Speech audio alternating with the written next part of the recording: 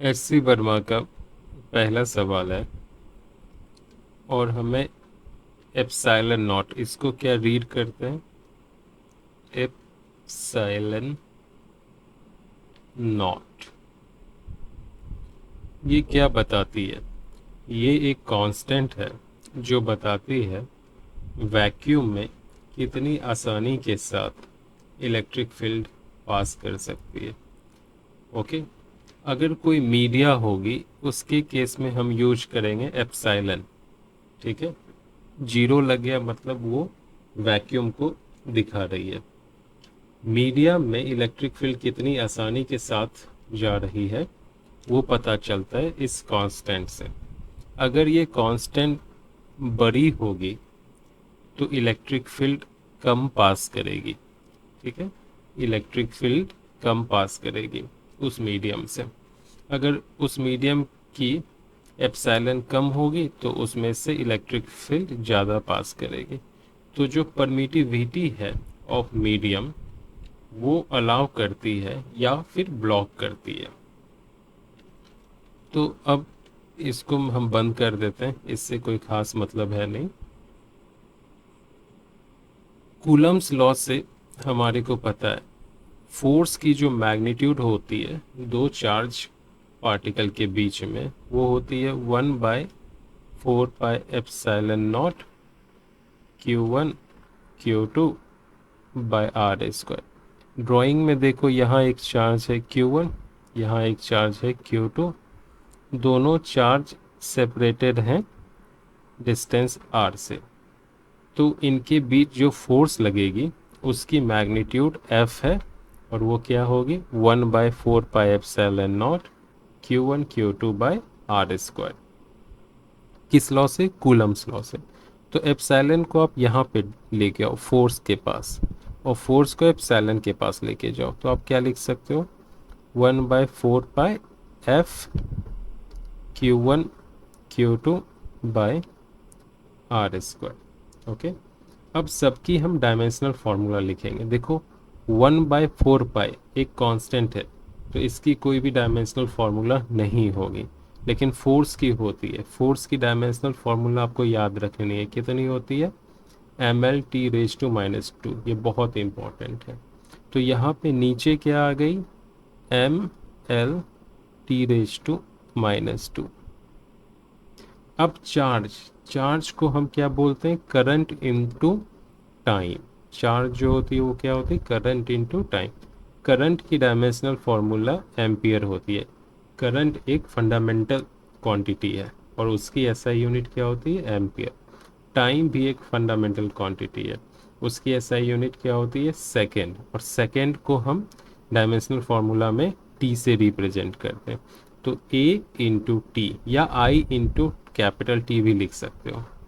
तो यहाँ पे हो जाएगी आई इंटू टी इसके लिए, Q1 के लिए। इसी तरह Q2 के लिए भी क्या हो जाएगी? आई इंटू टी। ओके, तो Q1 Q2 हो गई। अब R क्या है? डिस्टेंस है। डिस्टेंस की ऐसा यूनिट क्या होती है? मीटर। और मीटर के लिए जो डायमेंशनल फार्मूला होता है वो L। तो यहाँ R स्क्वायर है तो L स्क्वायर लिख देंगे। बस अब सबको एडजस्ट कर लेनी है। ऊपर क्या हो जाएगी m⁻⁻1 क्योंकि 1/m है, यहाँ L है और यहाँ L स्क्वायर तो L³ हो जाएगी। तो L⁻³ हो जाएगी। ओके, T⁻² नीचे है तो ऊपर जाके T⁻² हो जाएगी, और यहाँ भी T है यहाँ भी, तो T⁻4 हो जाएगी। ओके, और I दो बार है तो I स्क्वायर हो जाएगा। यही हो जाएगा डायमेंशनल फॉर्मूला। ओके, अब इसकी जो एसआई यूनिट होगी वो क्या होगी? देखो यहाँ पे Q1 Q2 तो क्या हो गई? कूलम स्क्वायर अपॉन यहाँ पे फोर्स का क्या होता है? न्यूटन हाइफन आर स्क्वायर क्या हो जाएगा? Metre square. ये हो जाएगी एसआई यूनिट, और इसकी वैल्यू कितनी होती है? 8.85 इंटू 10⁻12। ये वैल्यू होती है, ये SI यूनिट होती है और ये डायमेंशनल फॉर्मूला होता है। अब क्वेश्चन नंबर सेकेंड देखो, HC वर्मा का है।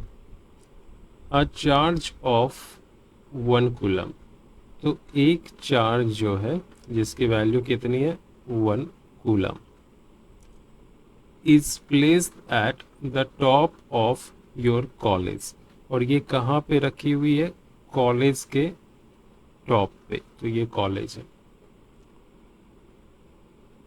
And another equal charge at the top of your house, तो यहाँ घर है और इसके टॉप पे इक्वल चार्ज यानी 1 कूलम की चार्ज रखी हुई है। Take the separation between the two charges to be 2 kilometre, इन दोनों चार्ज के बीच की जो दूरी है, सेपरेशंस हैं, वो 2 किलोमीटर है, यानी 2 इंटू 10⁻³ मीटर हो जाएगी। Find the force exerted by the charges on each other, यानी ये चार्ज इसके ऊपर कितनी फोर्स लगा रही है, ओके, और ये चार्ज इसके ऊपर कितनी फोर्स लगा रही है, यानी दोनों चार्ज एक दूसरे के ऊपर कितनी फोर्स लगा रहे हैं। तो दोनों ही चार्ज एक दूसरे के ऊपर मैग्नीट्यूड में सेम फोर्स लगाएंगे, लेकिन डायरेक्शंस में ऑपोजिट लगाएंगे, correct. How many times your weight is this force, ये तो डायनेमिक क्वेश्चंस हो गई, सब आदमी की वेट अलग अलग होती है तो कंपेयर करना अलग होगा। अगर एवरेज पर्सन का हम वेट 70 kg कंसीडर करके चलें तो उसके अकॉर्डिंग हम चेक कर लेंगे। तो ये तो डायनेमिक क्वेश्चंस हो गए, इसका कोई परफेक्ट आंसर नहीं आएगा, तो हम इसी का करते हैं। तो देखो अभी हमने चीज़ लर्न की है, अगर दो चार्ज है Q1 और Q2, उनके बीच सेपरेशन R है, तो फोर्स की मैग्नीट्यूड क्या हो जाएगी 1/4πε0 Q1 Q2/R²। तो पहले हम मैग्नीट्यूड निकालेंगे इन दोनों के ऊपर जो फोर्स लगती है। 1/4πε0 की वैल्यू होती है 9 इंटू 10⁻⁹। इस कंप्लीट की वैल्यू होती है 9 इंटू 10⁻⁹, ओके। और Q1 Q2 की जगह हम लिखेंगे 1 इंटू 1, R की जगह हो जाएगी 2 इंटू 10⁻⁵, तो R² है 2 इंटू 10⁻³ का स्क्वायर। तो काफ़ी सिंपल हो गई, ये हो गई 9 इंटू 10⁻⁹ अपॉन 2 का स्क्वायर 4, 10⁻³ का स्क्वायर 10⁻⁶। तो 9/4 होती है 2.25 और ये हो जाएगी 10⁻⁵। तो इतनी न्यूटन की फोर्स लगेगी, ओके।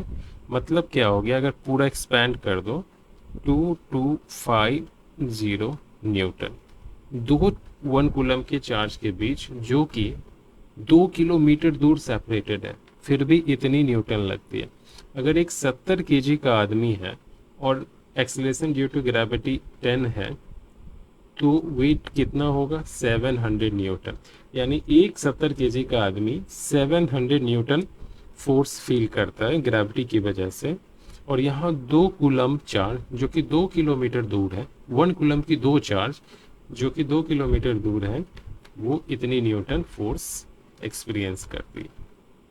लगभग 3 टाइम्स हो गई ना, उससे भी ज़्यादा।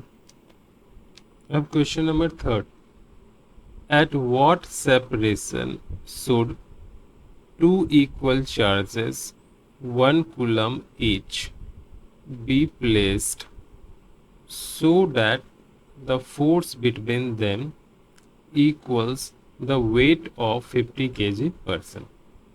तो यहाँ पे एक चार्ज है 1 कूलम और यहाँ एक चार्ज है 1 कूलम, दोनों को कितनी दूर पे रखेंगे ताकि इनके बीच में लगने वाला जो फोर्स का मैग्नीट्यूड है वो लगभग 50 kg के आदमी के वेट के बराबर हो।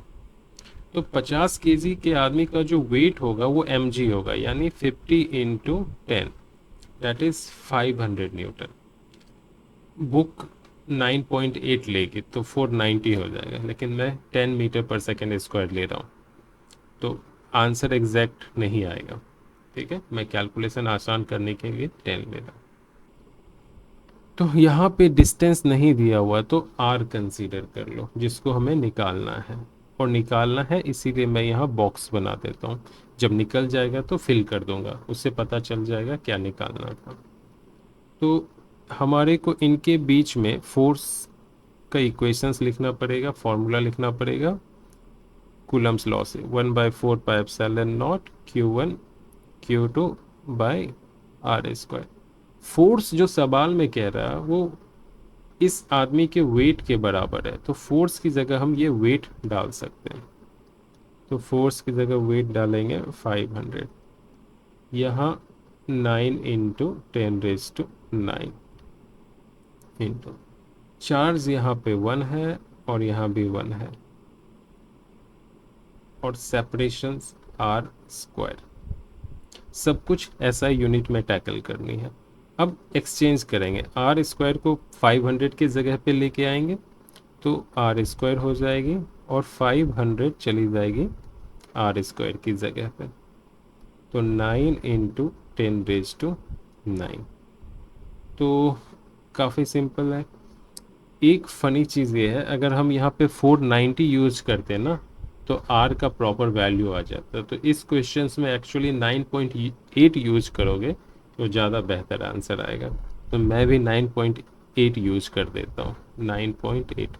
तो यहाँ हो जाएगी 490 और यहाँ हो जाएगी 490, तो यहाँ भी हो जाएगी 490। ऐसा इसलिए किया, देखो एक 10 इससे कैंसिल करोगे तो यहाँ 10⁸ होगा। अब यहाँ पे 49 है तो इसकी स्क्वायर रूट आ जाएगी, 9 की स्क्वायर रूट क्या होती है 3, 10⁸ की स्क्वायर रूट क्या होगी 10⁴, और यहाँ पे 49 है तो उसकी स्क्वायर रूट क्या आ जाएगी 7। मैं इसको ठीक से लिख देता हूँ 49। ओके, तो r जो आ गई 3/7 × 10⁴ मीटर, यही हो जाएगा आंसर। चाहो तो डेसिमल में कन्वर्ट कर लो, नहीं तो यहीं छोड़ो। Question number 4, 2 equal charges are placed at a separation of 1 metre. तो 2 इक्वल चार्जेस हैं, मान लो Q और Q, और दोनों जो सेपरेटेड है एक दूसरे से 1 मीटर की दूरी पे। What should be the magnitude of the charges so that the force between them equals the weight of a 50 kg person? तो चार्जेस का मैग्नीट्यूड कितनी होगी ताकि इनके बीच जो फोर्स लगेगी वो 50 केजी के आदमी के वेट के बराबर हो।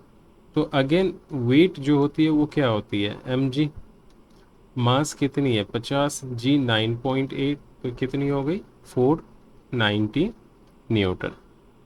ओके, फोर्स का फॉर्मूला यूज करेंगे 1/4πε0 Q1 Q2/r², कहाँ से कूलम्स लॉ से।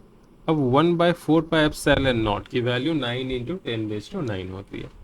हमारे को Q1 एंड Q2 की वैल्यू Q और Q रखनी है इस केस में, पर्टिकुलर केस में, और एक्सचेंज कराना है। तो हम क्या करेंगे ना, रीअरेंज कर देंगे इस इक्वेशंस को, क्योंकि जो भी हमें निकालना होता है उसको हमेशा LHS में रखते हैं।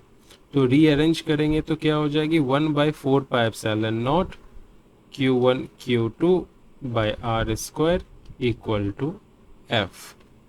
ओके, तो अब यहाँ देखो 1/4πε0 की वैल्यू होती है 9 × 10⁻⁹। Q1 Q2 की जगह Q और Q रखेंगे तो इंटू Q² हो जाएगी, अपॉन R 1 मीटर है तो ये 1 मीटर 1 का स्क्वायर हो जाएगा, इक्वल टू F जो दिया है वो है 490 यहाँ से। ओके, तो जो Q² हो जाएगी वो क्या हो जाएगी 490 अपॉन 9 इंटू 10⁻⁹, करेक्ट। तो एक ज़ीरो कैंसिल करेंगे तो ये 10⁸ बचेगी।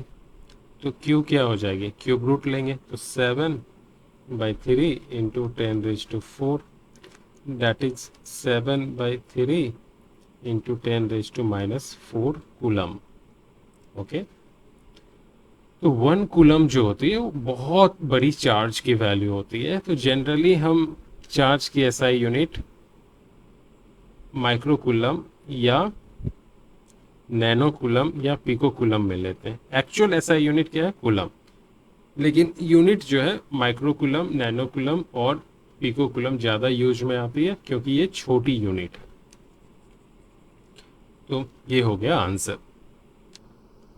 क्वेश्चन नंबर 5, अब ये सवाल करेंगे, find the electric force between two protons separated by a distance of 1 Fermi.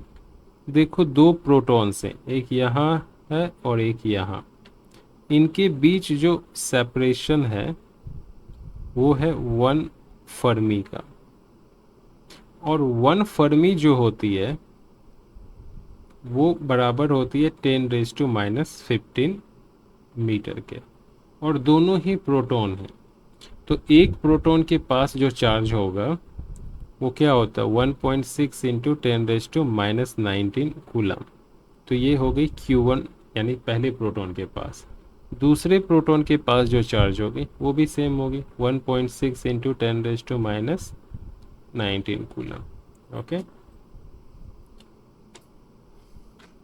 तो हमारे को फोर्स निकालना, तो फोर्स के लिए सेम फॉर्मूला यूज करेंगे, 1/4πε0 Q1 Q2, कौन सा फॉर्मूला है, कूलम्स लॉ है, R²।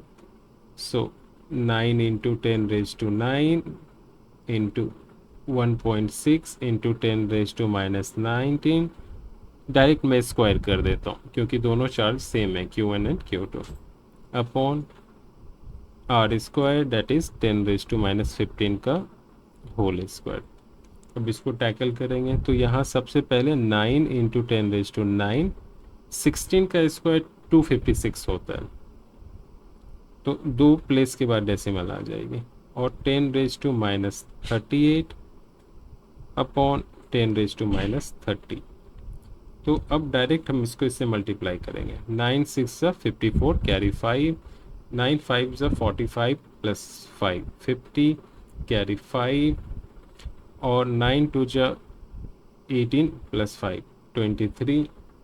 तो अगेन 2 प्लेस के बाद 0। अब सारे एक्सपोनेंट्स को कवर करो, यहाँ -30 है तो ऊपर आ जाएगी 39, और यहाँ माइनस, तो 1 बचेगी। तो बेसिकली ये 230.4 न्यूटन हो जाएगा। ओके,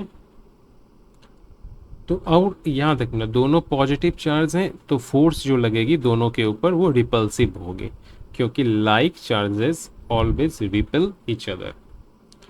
अब क्या कह रहा है, the protons in a nucleus remains at a separation of disorder. तो ये इंफॉर्मेशंस दे रहा है, क्वेश्चंस नहीं है। तो एक एटम्स का ये न्यूक्लियस है, यहाँ ये एटम्स है, तो इस न्यूक्लियस को मैग्नीफाई करेंगे। इस न्यूक्लियस को अगर आप बड़ा करो तो इसके अंदर क्या होते हैं, प्रोटॉन्स और न्यूट्रॉन्स होते हैं। तो दो प्रोटॉन्स की जो बीच की दूरी होगी वो कितनी होती है, फर्मी में होती है, 10⁻⁻15 मीटर के। ओके, न्यूक्लियस की जो साइज होती है वो भी फर्मी में होती है। देखो इस सवाल में two charges 2 into 10⁻⁻6 coulomb and 1 into 10⁻⁻6 coulomb are placed at a separation of 10 centimeter. So here is a charge Q1 and value of discharge is 2 into 10⁻⁻6 coulomb. Another charge here is Q2 and value of it is 1 into 10⁻⁻6 coulomb. So both the charges are separated by a distance r equal to 10 centimeter is given. So we want to convert this thing into meter. So this will be 10 into 10 raised to minus 2 meter. Okay, now question is saying that where should a third charge be placed such that it experiences no net force due to these charges. We need to put a charge, let's say q3, and you have to put this charge anywhere between these two charges. Okay, हम इस Q3 charge को इन दोनों charges के बीच में रखेंगे. ऐसा क्यों? क्योंकि दोनों ही पॉजिटिव चार्ज है. ओके, तो इन दोनों के बीच में ही एक न्यूट्रल पॉइंट होगी. न्यूट्रल पॉइंट कहने का मतलब वहाँ पे नेट फोर्स जीरो लगेगी. ओके, तो यानी नेट फोर्स जीरो कहने का मतलब ये जो चार्ज है इसके ऊपर जितना फोर्स लगाएगी उतना ही ये चार्ज इसके ऊपर फोर्स लगाएगी. Q1 और Q3 के बीच में फोर्स का जो मैग्नीट्यूड होगा वो सेम होगा Q3 और Q2 के बीच में जो फोर्स लगेंगे उसके मैग्नीट्यूड के. तो अब हम पहले Q1 और Q3 के बीच में फोर्स का मैग्नीट्यूड निकालेंगे और निकालने के लिए same formula F equal to 1/4 pi epsilon not Q1 Q2 by r square. But इन दोनों के बीच का डिस्टेंस तो मालूम है नहीं, तो इसको हम x ले लेंगे. अगर आप इसको x लोगे तो ये क्या हो जाएगी, यहाँ पे ये हो जाएगी, देखो 10 into 10 raise to minus 2, that is क्या हो गई 10 raise to minus 1, 0.1 metre. Correct. So यहाँ पे हो जाएगी 0.1 माइनस x मीटर. तो चलो इन दोनों के बीच जो है फोर्स हम निकालते हैं. तो वो कितनी हो जाएगी, वो हो जाएगी F1 एंड 3. मैंने 1 3 क्यों लिखा, 1 और 3 के बीच में जो फोर्स है, यहाँ 9 इंटू 10 रेज टू 9 हो जाएगी. Q1 Q2 2 into 10 raise to minus 6 और इसकी वैल्यू 3 है. करेक्ट. ये Q2 यूज मत कर देना, हम इन दोनों को यूज कर रहे हैं, तो यहाँ Q2 हमारा 3 है, Q1 हमारा यही रहेगा upon r square x square. अब 3 और 2 के बीच में फोर्स निकाल रहे हैं, यानी इन दोनों के बीच में. तो क्या हो जाएगी 9 into 10 raise to 9 multiply by इसकी मैग्नीट्यूड और इसकी मैग्नीट्यूड कितनी है, Q3 multiply by 1 into 10 raise to minus 6 upon 0.1, ये x है तो ये हो जाएगी 0.1 माइनस एक्स का होल स्क्वायर. अब ये दोनों क्या है, बराबर है इन मैग्नीट्यूड, तभी जाके इसके ऊपर नेट फोर्स जीरो लगेगा. कहने का मतलब ये जो चार्ज है Q3 के ऊपर इस डायरेक्शन में फोर्स लगा रहा है, तो ये जो चार्ज है Q3 के ऊपर इस डायरेक्शन में फोर्स लगाएगा और इक्वल मैग्नीट्यूड का, तभी क्या होगी नेट फोर्स जीरो होगी. इन दोनों को इक्वेट करना पड़ेगा, F13 और F32 को. तो कर देते हैं, ये हो जाएगी F13 को पहले लिखेंगे 9 into 10 raise to 9 into 2 into 10 raise to minus 6 into Q3 upon x square equal to 9 into 10 raise to 9 into Q3 into 10 raise to minus 6 upon 0.1 minus x का होल स्क्वायर. तो ये और ये कैंसिल हो गए, 10 रेज टू माइनस 6 और 10 raise to minus 6 भी cancel, Q3 और Q3 भी कैंसिल. अब हम क्या करेंगे, दोनों साइड रूट ले लेंगे, स्क्वायर रूट ले लेंगे. तो यहाँ हो जाएगी 2 बाई एक्स स्क्वायर और यहाँ हो जाएगी 1 बाई 0.1 माइनस एक्स का होल स्क्वायर. तो जब इसको ब्रेक करोगे तो ये हो जाएगी √2/x equal to 1/0.1 minus x. तो इसको सिंप्लीफाई करेंगे, ये इधर जाएगी √2 into 0.1 minus x equal to x हो जाएगी। तो ये हो जाएगी √2 इंटू 0.1 और x प्लस √2 एक्स आ जाएगी। तो x की जो वैल्यू आ जाएगी वो आ जाएगी √2 इंटू 0.1 अपॉन 1 प्लस √2। करेक्ट। तो बहुत ही सिंपल था, सॉल्व हो गई। तो x की वैल्यू और डिटेल में जाओगे तो √2 की वैल्यू होती है 1.414, वो भी डाल देना। 4 इंटू 0.1 अपॉन 1 प्लस 1.41 सॉल्व कर लोगे, आंसर आ जाएगी। और याद रखना हमारी आंसर मीटर में आएगी, सेंटीमीटर में लाने के लिए 100 से मल्टीप्लाई करना पड़ेगा। अब ये जो सवाल है पिछले सवाल का ही एक पार्ट है। पिछले सवाल में दो चार्ज थी, एक यहाँ थी 2 इंटू 10⁻⁻6 कूलम, दूसरी यहाँ थी 1 इंटू 10⁻⁻6 कूलम। लेकिन इसमें एक ट्विस्ट है, यहाँ पे माइनस है, तो यहाँ लिखेंगे -1 इंटू 10⁻⁻6 कूलम। इनकी बीच की डिस्टेंस 10 सेंटीमीटर थी, आर कितनी थी 10 सेंटीमीटर।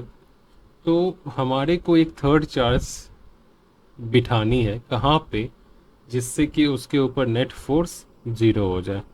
अभी सोचो इस सिनेरियो में अगर आप वो थर्ड चार्ज इन दोनों के बीच में डाल दोगे Q पॉजिटिव, तो क्या होगा, हाइपोथेटिकली सोचो। तो ये वाली इसको रिपेल करेगी और ये नेगेटिव है तो इसको अट्रैक्ट करेगी, यानी नेट फोर्स लगेगी, 0 नहीं होगी। यहाँ से लेके यहाँ तक कहीं भी डालोगे तो नेट फोर्स लगेगी, 0 नहीं होगी।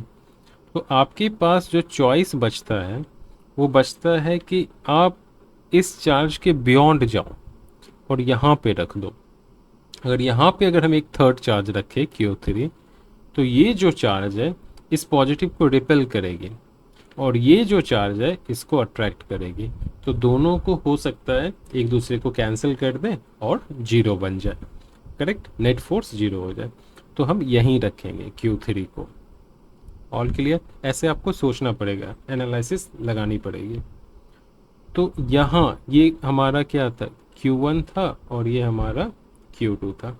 अगेन सेम लॉजिक, अभी Q1 Q3 के बीच में फोर्स किस डायरेक्शन में लगेगी, इस डायरेक्शन में। ओके, तो लगा देते हैं F13, मैं डायरेक्ट लगा रहा हूँ, 1/4πε0 Q1 एंड यहाँ पे इनके बीच में लग रहा Q3, और इन दोनों के बीच की डिस्टेंस हमने क्या लिया था, x, तो अभी भी x ही ले लो, x²। F23, ठीक है, वो किधर लग रही है, इस डायरेक्शन में। तो क्या हो जाएगी अगेन 1/4πε0 और ये हो जाएगी Q2 Q3 और डिस्टेंस 10 सेंटीमीटर था, तो अभी हम सेंटीमीटर में ही रख देते हैं, तो कन्वर्ट करने की बाद में ज़रूरत नहीं पड़ेगी। तो यहाँ पे ये हो गई 10, करेक्ट, ये पूरी है x, तो ये जो डिस्टेंस हो जाएगी ये हो जाएगी x - 10 Q2 और Q3 के बीच में। तो ये क्या हो जाएगी x - 10 का स्क्वायर। दोनों को इक्वेट करेंगे तो क्या हो जाएगी 1/4πε0 Q1 Q3 by x² equal to 1/4πε0 Q2 Q3 by x - 10 square. 1/4πε0 1/4πε0 cancel, Q3 और Q3 भी कैंसिल हो गई। तो अब काम बहुत आसान हो गया। ठीक है, Q1 की वैल्यू क्या थी, 2 इंटू 10⁻⁻6 अपॉन x², और Q2 की वैल्यू कितनी थी, -1 इंटू 10⁻⁻6। तो सिर्फ आपको मैग्नीट्यूड यूज़ करना है, 1 इंटू 10⁻⁻6 x - 10, क्योंकि हम मैग्नीट्यूड को इक्वल कर रहे हैं। साइन के ऊपर फोकस मत करना, कैंसर। ओके, तो यहाँ अब दोनों साइड हम रूट ले लेंगे, तो यहाँ हो जाएगी √2, एक्स स्क्वायर का रूट एक्स हो जाएगा, 1 का रूट 1 ही होता है, x-10 का होल स्क्वायर है तो इसका रूट x-10 हो जाएगा। काफ़ी आसानी से सॉल्व हो गई। तो अब यहाँ पे √2 into x-10√2 equal to x, तो x कॉमन लेंगे, √2 -1 आ जाएगी और इधर 10√2 हो जाएगी। तो x जो होगी वो 10√2 अपॉन √2 -1 सेंटीमीटर हो जाएगी। Okay, question number 8। Question number 8 क्या कह रहा है? 2 charge particles are placed 1 centimetre apart. तो यहाँ पे एक चार्ज पार्टिकल है, मान लो Q1 चार्ज है उसकी, यहाँ एक चार्ज पार्टिकल है Q2 चार्ज है उसकी। दोनों की बीच की जो दूरी है, सेपरेशन है r, उसकी वैल्यू 1 सेंटीमीटर दी हुई है। तो मीटर में क्या हो जाएगी? 10⁻² metre. What is the minimum possible magnitude of electric force acting on each charge. अब यहाँ पे कॉन्सेप्ट आ जाता है एलिमेंट्री चार्ज का। एलिमेंट्री चार्ज जो होती है वो मिनिमम पॉसिबल चार्ज होती है। मिनिमम पॉसिबल चार्ज क्या होता है? कि एक इलेक्ट्रॉन के ऊपर या एक प्रोटॉन के ऊपर जितनी चार्ज हो। तो कितनी हो गई? 1.6 इंटू 10⁻⁹। तो इसके ऊपर भी कितनी चार्ज हो जाएगी? 1.6 इंटू 10⁻⁹, और इसके ऊपर भी 1.6 इंटू 10⁻⁹। इन दोनों के बीच में मिनिमम फोर्स लगना है, इसीलिए चार्ज भी मिनिमम ही होनी चाहिए। ओके, तो दोनों में इतनी चार्ज होगी। तो अब तो कूलम्स लॉ लगा दो, आंसर आ जाएगी 1/4πε0 Q1 Q2 बाय r²। तो इसकी वैल्यू हो गई 9 इंटू 10⁻⁹ इस कंप्लीट की। Q1 और Q2 डायरेक्ट लिख सकते हैं 1.6 इंटू 10⁻⁹ का होल स्क्वायर, क्योंकि दोनों चार्ज सेम है, अपॉन r की वैल्यू कितनी है? 10⁻² का होल स्क्वायर। बहुत ही आसानी के साथ सॉल्व हो गई। ये हो गई 9 इंटू 10⁻⁹, ये हो गई 2.56, ये हो गई 10⁻38, और ये हो गई 10⁻⁴। ओके, तो 9 इंटू दिस थिंग ये हो जाएगी 54, कैरी 5, 0 कैरी 5, 23।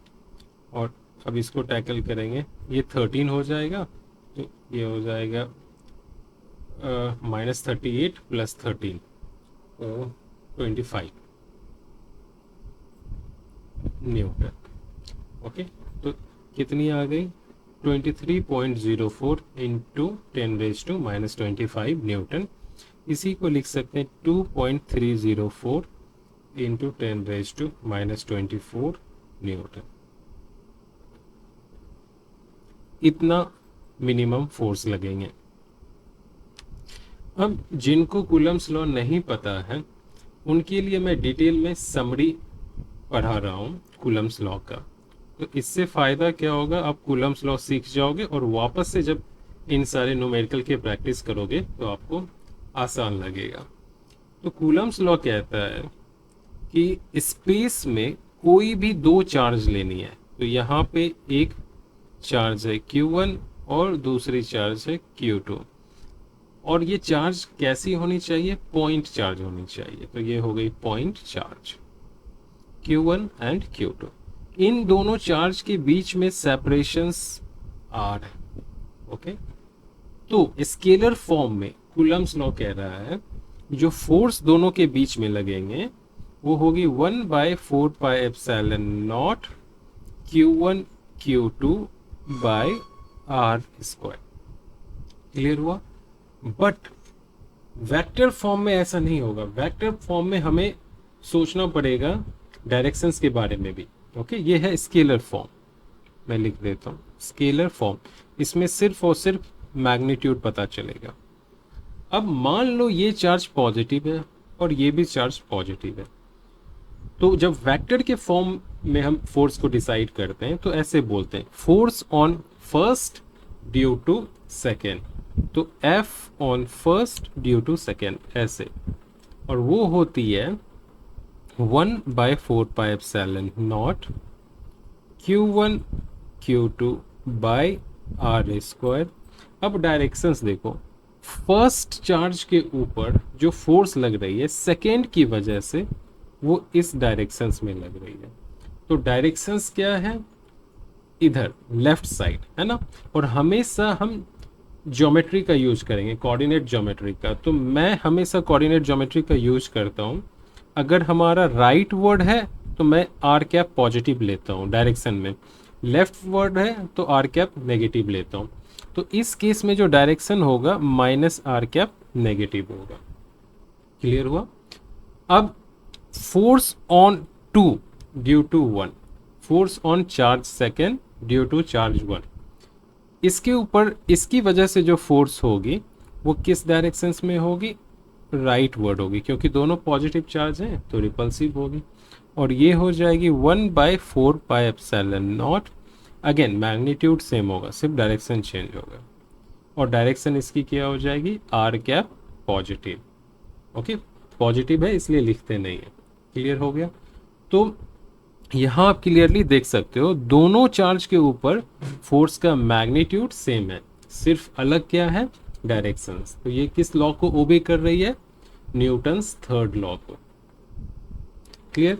अब यहाँ पे 1/4πε0 की वैल्यू जो होती है 9 × 10⁻⁹ newton metre square upon coulomb square.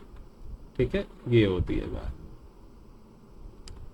और ये कांस्टेंट है, और ये कहाँ है, स्पेस में है, वैक्यूम में है, किसी मटेरियल में नहीं है। एक फनी चीज देखना, 2 पॉइंट मास है m1 और m2, इनके बीच में ग्रेविटेशनल फोर्स हमेशा अट्रैक्टिव होती है, लेकिन ये बीच वाली मीडियम पे डिपेंड नहीं करती। बट चार्ज के केस में ऐसा नहीं है, चार्ज के केस में अट्रैक्टिव और रिपल्सिव दोनों हो सकता है। किस पे डिपेंड करता है, चार्ज के नेचर पे, पॉजिटिव है या नेगेटिव है।